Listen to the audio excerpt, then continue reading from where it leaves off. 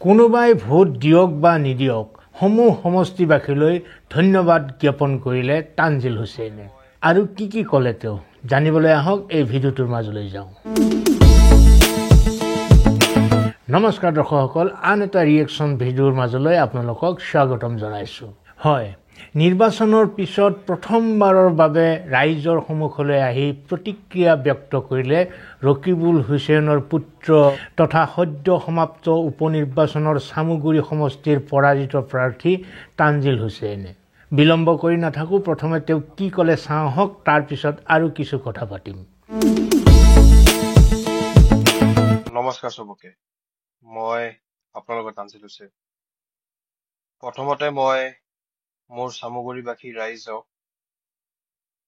মোৰ ধন্যবাদ জ্ঞাপন কৰিছো যে আপোনালোকে এই প্ৰতিকূল বতৰতো ভোট দিছিলে। তাৰ পাছত আমাৰ গণতন্ত্ৰৰ যোনটো এটা প্ৰচেছ, তাত ভোট যুদ্ধত মই আপোনালোকৰ বাবে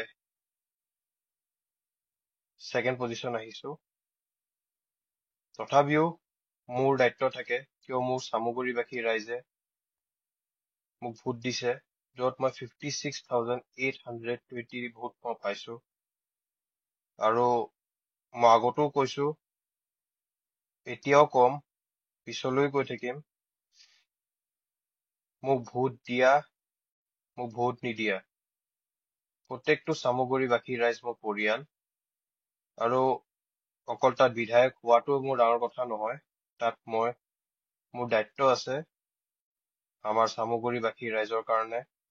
মই এতিয়া আপোনালোকৰ বিধায়ক নহয়, তথাপিও মই আপোনালোকক কথা দিছো এই ফেচবুক লাইভৰ জৰিয়তে, আৰু যে চৰকাৰখনে আপোনালোকৰ কাৰণে ভালকে কাম কৰক। আৰু নতুন বিধায়কক মই ফেচবুক লাইভৰ জৰিয়তে মই শুভকামনা দিছো, আৰু তেওঁ আমাৰ চামুগুৰিবাসী ৰাইজৰ কাৰণে তেওঁক ভোট দিয়া বা ভোট নিদিয়া চবৰে কাৰণে যে ভালকে কাম কৰে। আৰু আমাৰ যোনখিনি চামুগুৰিৰ কামৰ যাত্ৰা, আমাৰ ৰকিবুল হুছেইন ডাঙৰীয়া যোনটো বিগত 23টা বছৰে আগবঢ়াই লৈ গৈছিল, সেই যাত্ৰাটো ৰখিব নালাগে। কিয় কাৰণে আমাৰ যোনখিনি নিৰ্বাচনিক হিংসা তাত সৃষ্টি হ'ল, সেই নিৰ্বাচনৰ পাছতো এতিয়াও বহুত জেগাৰ পৰা খবৰ আহি আছে। আমাৰ চিঙিমাৰীৰ পৰা খবৰ আহিছে, দৰিমুখৰ পৰা খবৰ আহিছে, পেনাইৰ পৰা খবৰ আহিছে, ভাটিয়াখালীৰ পৰা খবৰ আহিছে, আমাৰ বাজিয়াগাঁৱৰ পৰা খবৰ আহিছে যে এতিয়াও হিংসা সৃষ্টি হৈ আছে। মই আমাৰ চামুগুৰিৰ নতুন বিধায়কক আৰু তেওঁ বিধায়কে যেনেকে দাবী কৰা মতে যে তেওঁলোকৰ মতে নগাঁও পুলিচ চলে, চামুগুৰি পুলিচ চলে, ৰূপহী পুলিচ চলে, বা গোটেই অসম পুলিচে তেওঁলোকৰ মতে চলা বুলি যোনটো তেওঁলোকে দাবী জনাইছে আৰু কৈছেও, মই তেওঁলোকক এটা অনুৰোধ কৰিব বিচাৰিছো, এতিয়া নিৰ্বাচন শেষ হ'ল, আপুনি নতুনকৈ বিধায়ক তাত নিৰ্বাচিত হ'ল, আপোনালোকৰ প্ৰশাসন আছে, আপোনালোকৰ SP আছে, আপোনালোকৰ DC আছে, তেওঁলোকক দি আপোনালোকে নিজৰ সমষ্টিখন আপোনালোকে শান্তিপূৰ্ণভাৱে চলাওক। আৰু যিমান যি আপোনালোকক ভোট দিয়া বা ভোট নিদিয়া, চব ৰাইজ আপোনালোকৰ দায়িত্ব অকল আপোনালোকক ভোট দিয়া গৰাকী বা গৰাকীজন নহয়। আমিও তাত ৰকিবুল হুছেইন ডাঙৰীয়াৰ নেতৃত্বত আমি যেতিয়া তাত আছো, এতিয়াও আছো আৰু ভৱিষ্যতো থাকিম, তাত আমি এটা বস্তু নিশিকিলো যে আমাক ভোট দিয়াজনৰ কাৰণে কাম কৰিম, ভোট নিদিয়াজনৰ কাৰণে আমি কাম নকৰো। তেনেকে নহয়। যেতিয়া আপুনি এটা জনপ্ৰতিনিধি হৈছে, আপোনালোকে প্ৰত্যেকজনৰ কাৰণে কাম কৰিবলৈ এইটো আপোনালোকৰ এটা ৰাজধৰ্ম পালন কৰিব বুলি মই আশা কৰিছো। আৰু আপোনালোকেও জানে যে আমাৰ এতিয়া আমাৰ যোনখিনি হিংসা চলিলে সেইখিনি হিংসা আমি বিচৰা নাছিলো, কিন্তু এতিয়া নিৰ্বাচন শেষ হ'ল, আমি আকৌ আমাৰ যোনটো স্বাভাৱিকভাৱে যোনটো আমাৰ জীৱন যাপন সেইখিনি আমি কৰিব লাগিব। আৰু নতুন বিধায়কক মই অনুৰোধ কৰিছো, বিধায়ক ডাঙৰীয়াক, যে আপোনাৰ সমষ্টিৰ প্ৰত্যেকজন ব্যক্তিক নিৰাপত্তা দিয়াটো আপোনাৰ দায়িত্ব। তাত কোনো যে হতাশ নহয়।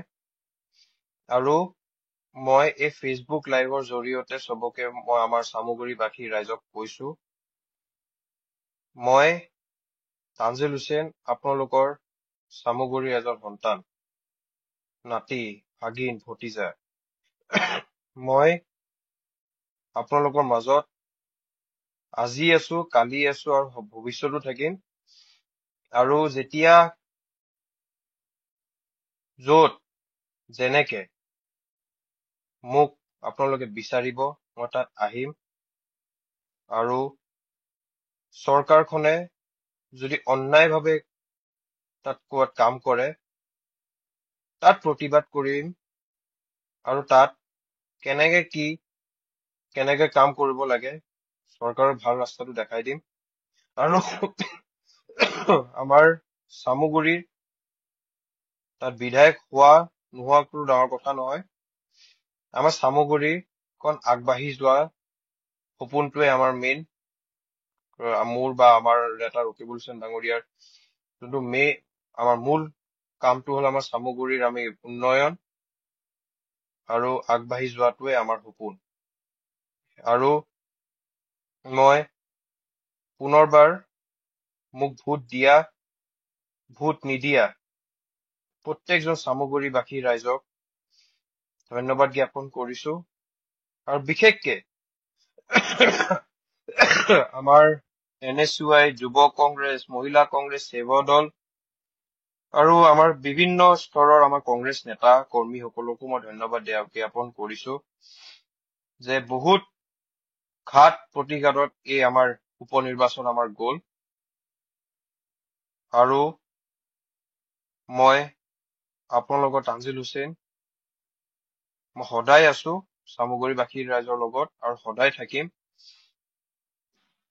আৰু আপোনালোকে মোক যেতিয়াই য'ত যেনেকে বিচাৰে মই সদায় আপোনালোকৰ এজন সন্তান হিচাপে আপোনালোকৰ চাইডত মই খাৰা হ'ম।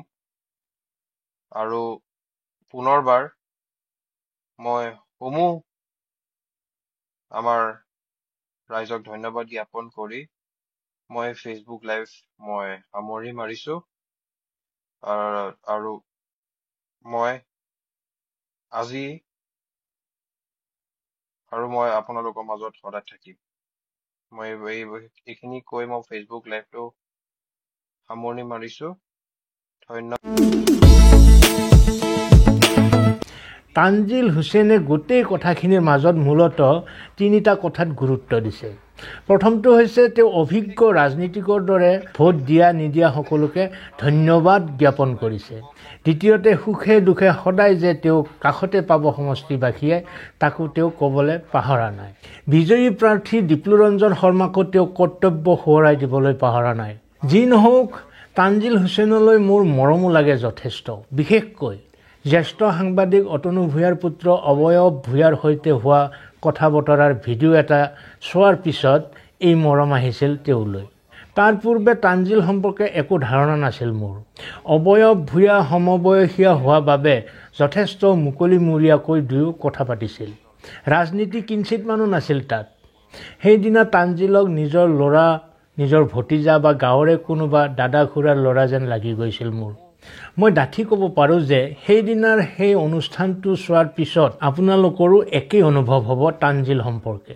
যি নহওক, তানজিলৰ প্ৰতি আমাৰ অলেখ শুভেচ্ছা আছে। এই বিফলতাৰ ভেটিতে হয়তো এদিন গজি উঠিব সফলতাৰ বৃক্ষ। বাকী আপোনালোকৰ অভিমত জনাওক কমেণ্ট বক্সলৈ গৈ। আজিলৈ সামৰিছোঁ। আন এটা ৰিয়েকশ্যন ভিডিঅ'ৰ সৈতে আকৌ আহিম। ধন্যবাদ।